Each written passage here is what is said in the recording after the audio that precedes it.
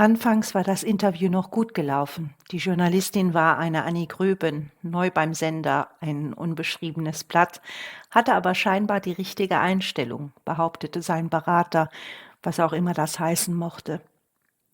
Sie war eine zierliche kleine Person mit einem schwarzen Bob und einer dieser übergroßen schwarzen Brillen, die jetzt in Mode waren.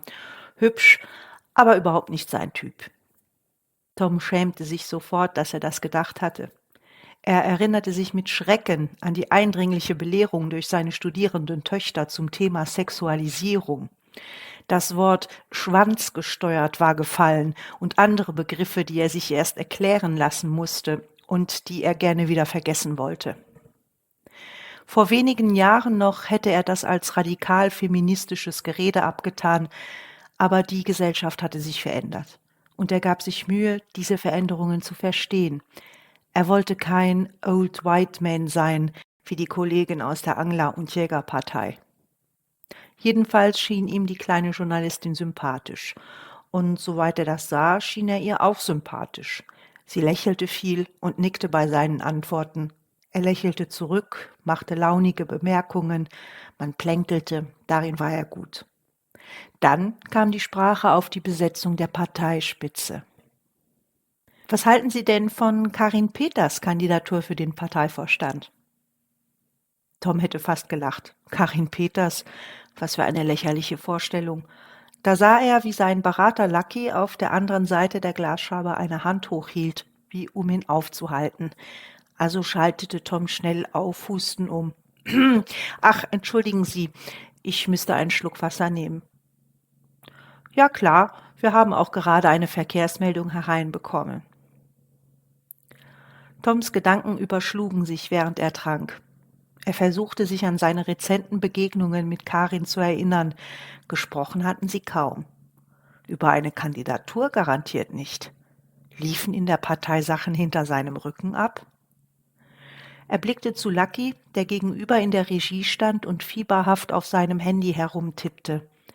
Die Journalistin machte sich Notizen, während im Hintergrund ein Jingle lief. Hatte sein Ablenkungsmanöver gewirkt? Oder hatte die Gröben ihm angesehen, dass sie ihn kalt erwischt hatte? Endlich blickte Lucky vom Handy hoch und nickte kaum merklich.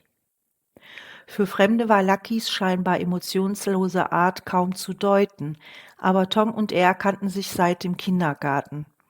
Dort hatte sein heutiger Berater den unpassend wirkenden Spitznamen her, den aber nur Tom benutzen durfte. Andere taten das auch, aber nur hinter seinem Rücken. Nun, Herr Minister, was ist mit der Kandidatur von Frau Peters? Tom räusperte sich. Für einige mag diese Kandidatur überraschend kommen. Die Journalistin unterbrach ihn. Die offizielle Bekanntmachung erfolgte gerade eben über die sozialen Medien zur Information für unsere Hörer. Zeitpunkt und Form sind aber doch ein wenig ungewöhnlich, oder, Herr Minister? Tom ließ sich nicht irritieren. Ja, das wurde auch parteiintern diskutiert. Frau Peters wusste aber bis zum Schluss, also bis jetzt, nicht, ob sie wirklich antreten sollte. Ich gratuliere natürlich zu diesem mutigen Entschluss. Lucky wendete das Gesicht nicht vom Handy ab. Er signalisierte Tom durch seine Haltung, dass die Antwort für gut befunden wurde. Aber Tom musste das Gespräch schnell in eine andere Bahn lenken. Sie gratulieren zur Kandidatur, aber unterstützen Sie sie auch? Tom sollte jetzt vage bleiben, darauf verweisen, dass die Basis den Vorstand wählte und nicht er, dass er aufgrund des neuen Moments das Gespräch mit beiden Kandidatinnen suchen würde. Das war auch, was Lucky wollte, der ihn durch die Scheibe eindringlich anstarrte. Da hat sich nichts geändert. Meine Unterstützung gilt nach wie vor Daniela Wagner-Teufel. Sie hat als Parteisekretärin wichtige Weichen gestellt und wird die Art, wie wir Politik in unserer Partei und schließlich in diesem Land machen, völlig verändern. Die Partei braucht sie an der Spitze, um diesen Wandel umzusetzen. Ein gutes Beispiel ist die kommende Verfassungsreform. Kommen wir doch zur Vorstandswahl zurück, unterbrach ihn die Journalistin. Ganz offensichtlich wollte sie sich nicht vom Thema abbringen lassen. Wo war die richtige Einstellung geblieben? Wäre Frau Wagner-Teufel in der Position der Parteisekretärin nicht besser aufgehoben, um diese Reformen durchzusetzen?